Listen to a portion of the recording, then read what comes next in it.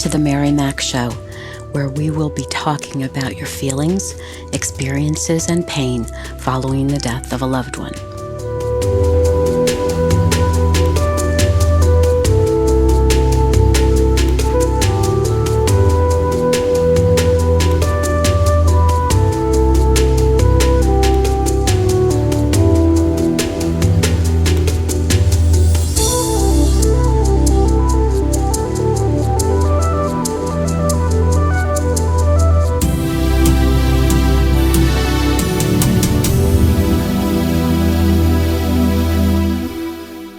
Good morning, good afternoon, good evening. Wherever you find yourself in this great big world, I welcome you. Hello, my friend. Did you have a chance to review last week's episode on what to say to a grieving family member or friend? Did you learn a little bit more on how to support them instead of adding more hurtful words after someone has died or was killed? Did you start to think about how an unkind statement can truly affect them? Did you listen to episode 1 so you'd have a better understanding of what they are going through, especially if you yourself have not experienced a death of someone important in your own life and haven't gone through the grieving process at this point? I want to commend you for taking the time and being attentive to what will help and support someone you love who is hurting. Not everyone is as compassionate as you, but we realize there is a fine line you walk since everyone grieves in a different manner. So if you still try your best to say the right words and they aren't received well, please realize their anger and upset is not directed at you.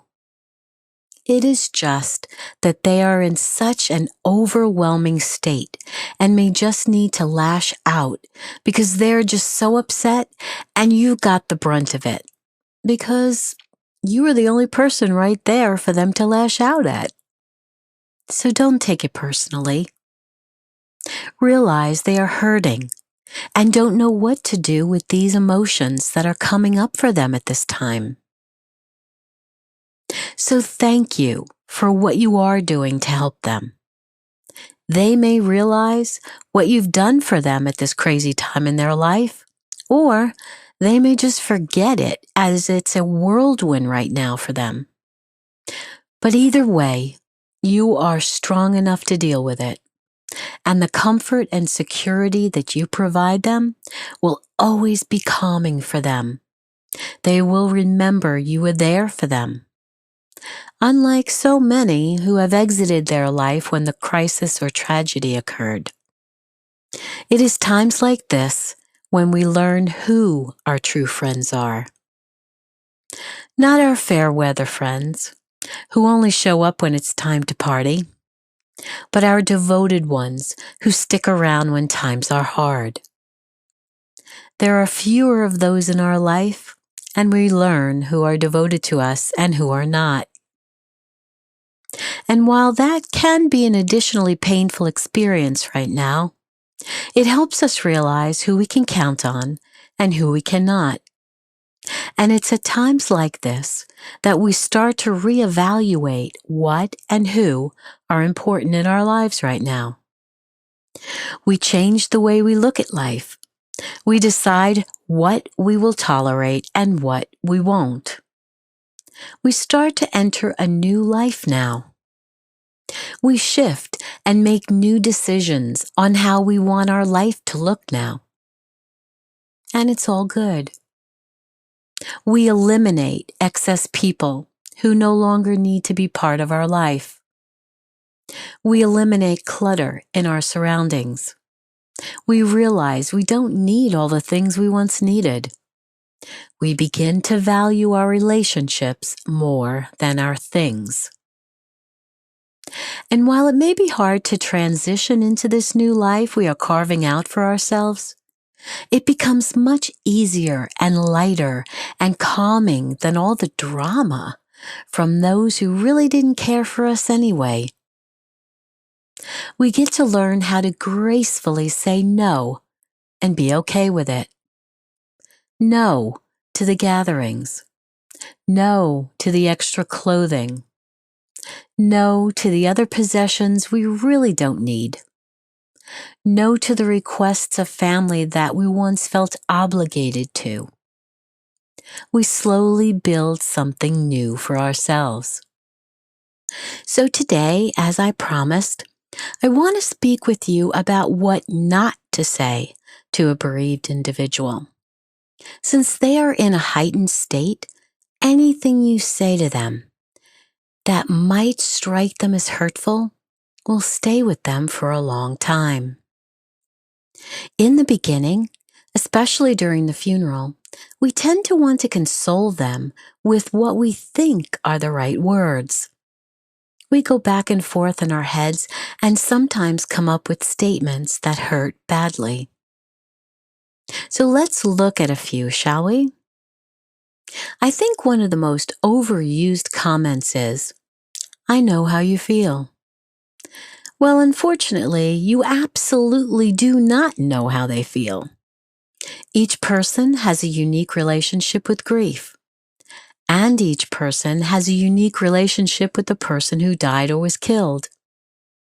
Based upon how the person died, plus how they interacted together, plus how the bereaved is coping with their death, and a whole host of other emotions, they will never understand why someone would say these 5 little words, "I know how you feel." You are trying to console them by building what's known as commonality, but it doesn't help at all. Think of a circumstance where you are going through a hard time, not even grieving a loved one's death.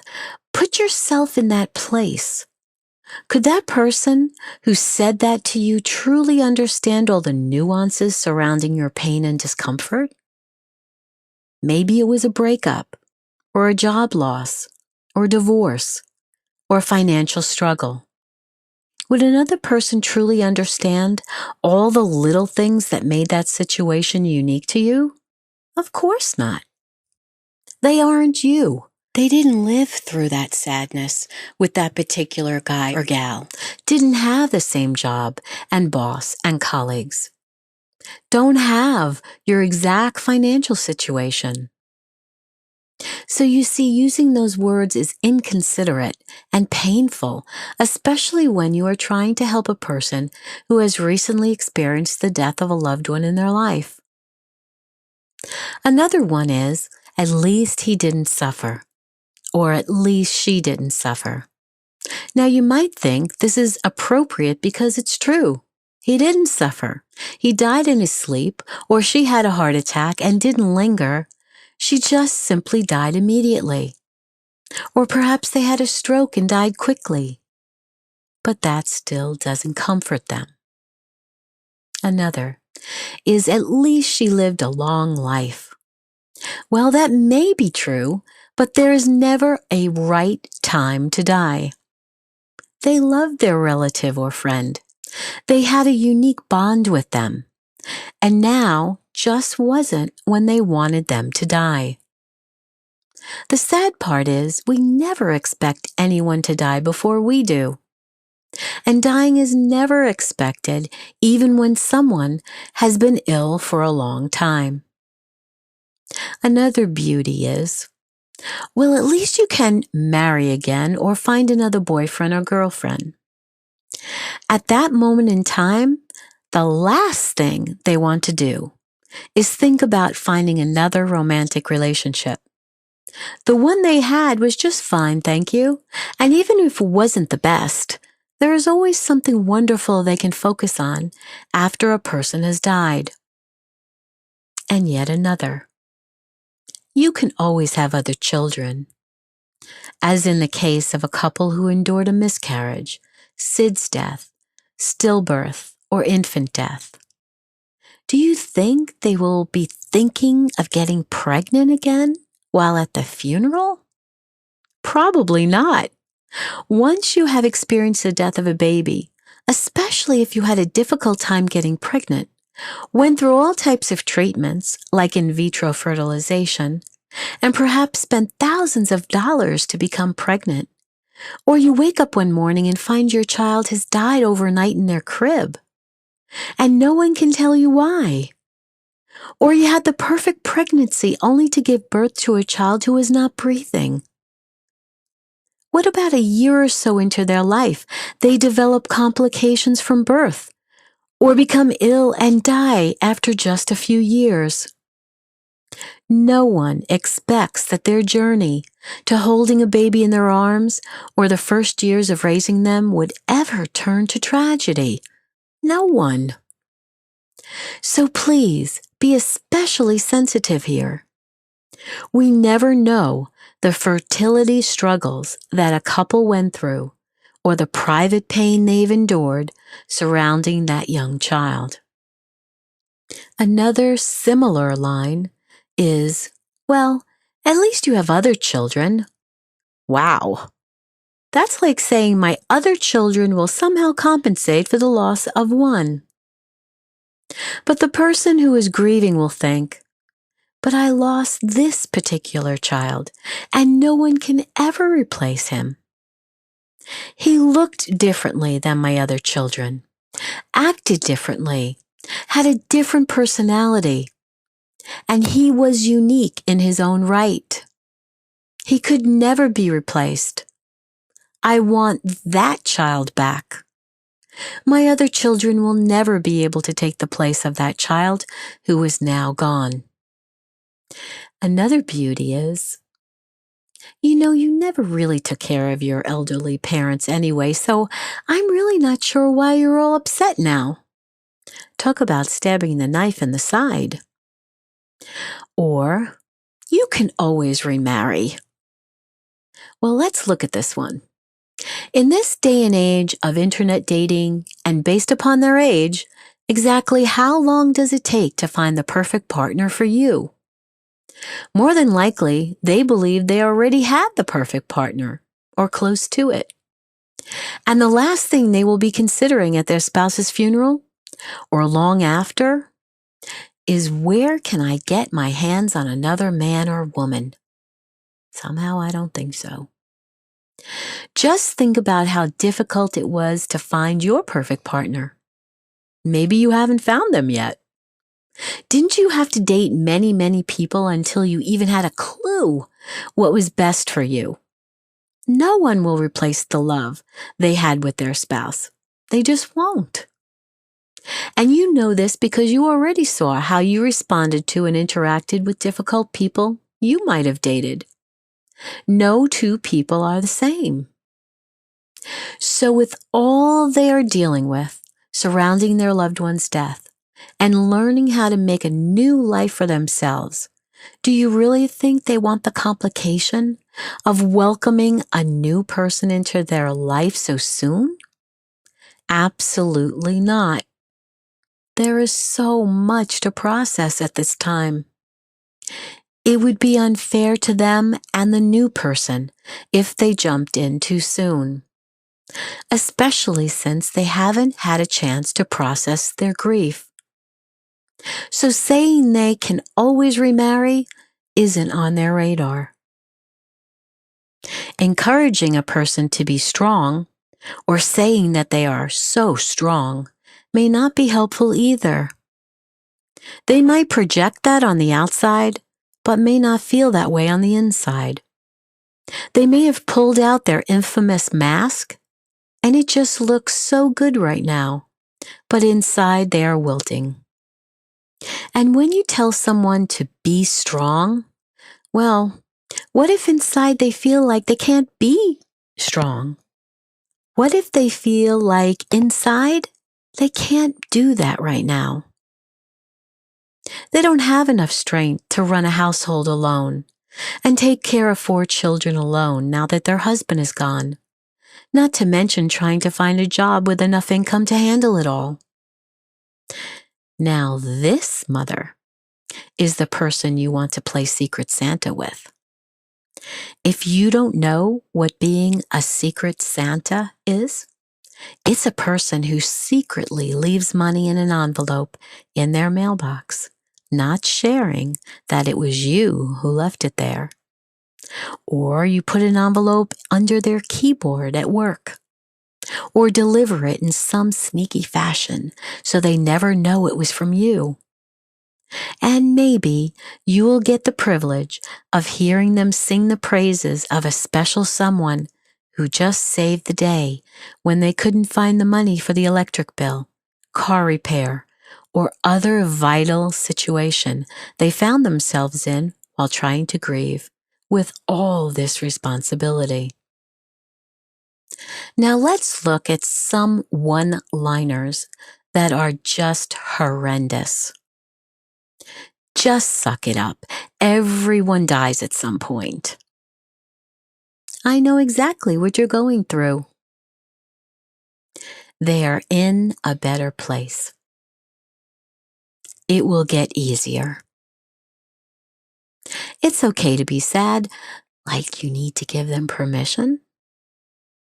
You shouldn't be afraid to cry. Thank God you didn't have children. You can always remarry.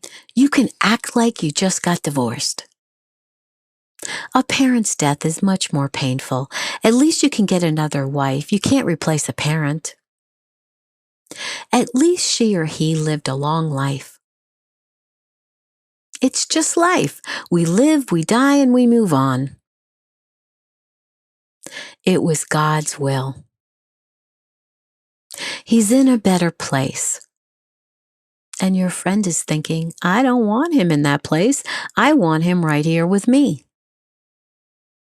Everything happens for a reason. You should be rejoicing. At least she's not in pain any longer. God has a plan. God never gives us more than we can handle. This too shall pass. God needed her more than you do. She's in a better place now. It's time now to have a life for yourself instead of caring for a disabled parent, spouse, or child. It could be worse. And then they go on to compare their loss to the bereaved's grief. Other people have been through much worse than you. You can always get another dog, cat, or pet. I can understand how you feel because I lost my dog. You must accept this. Since you've lost so many folks, you should be used to this by now. It is what it is. Everyone has to die sometime. At least she made it to her 80s. So many people in your assisted living have died.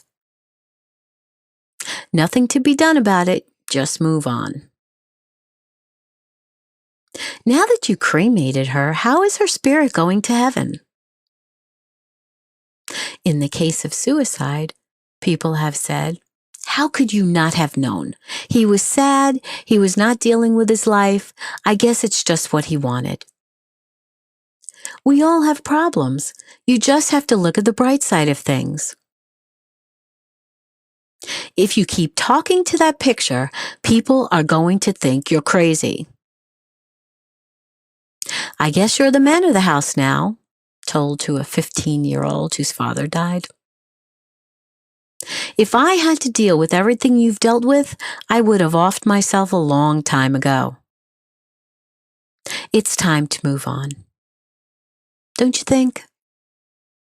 And a few that people will say later on during your grieving process, also beauties. I surely thought you'd be over this by now. You don't have to talk about it if you don't want to. It's okay. But they're basically saying they don't want to talk about it. It's time to get over this now. I thought you'd be over this by now. You know, I really miss your old self. You've lost all your joy.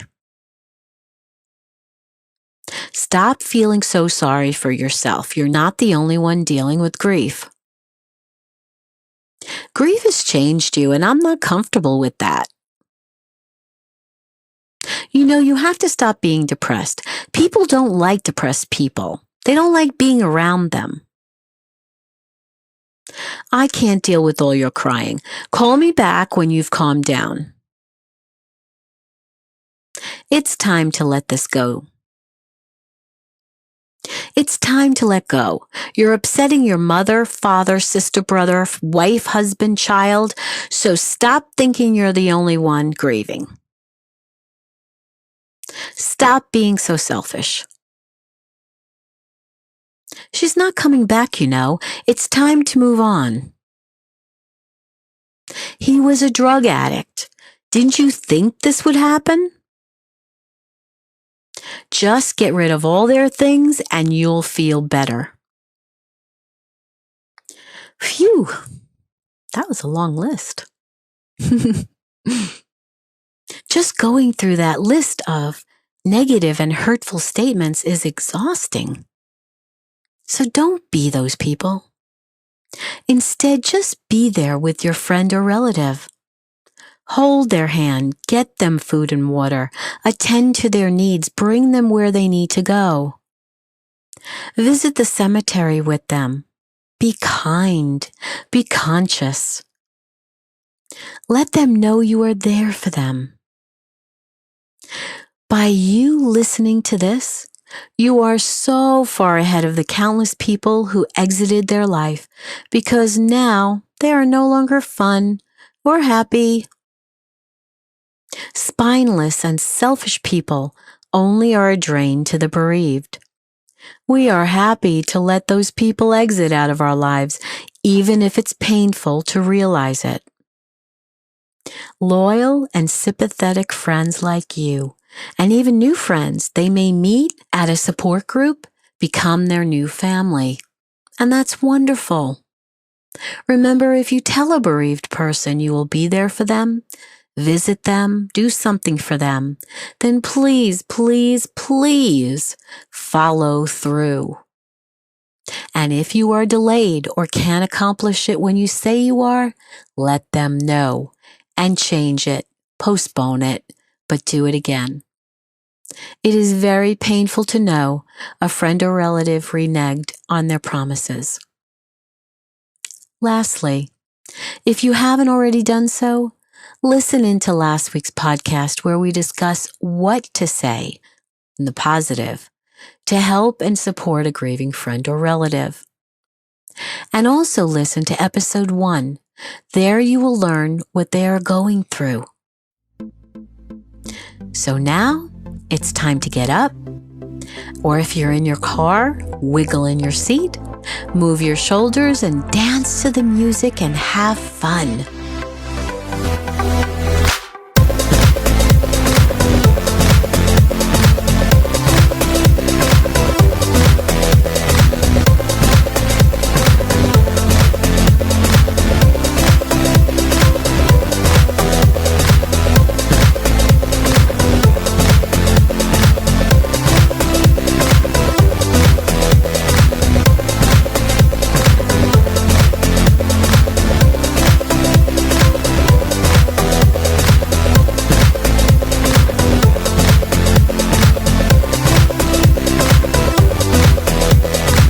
Thank you for joining me today.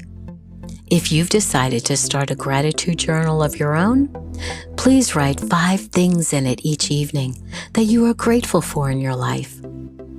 Please subscribe, rate, and review this podcast and other episodes where you find The Mary Mac Show on your favorite podcast platform. I'd love to hear what you think of what I'm sharing each week. And if you'd like to learn more about the entire grieving process, you can grab my book, Understanding Your Grieving Heart After a Loved One's Death, which you can find on my website, marymac.info. And remember to be happy, because you deserve to. I'll talk to you again soon.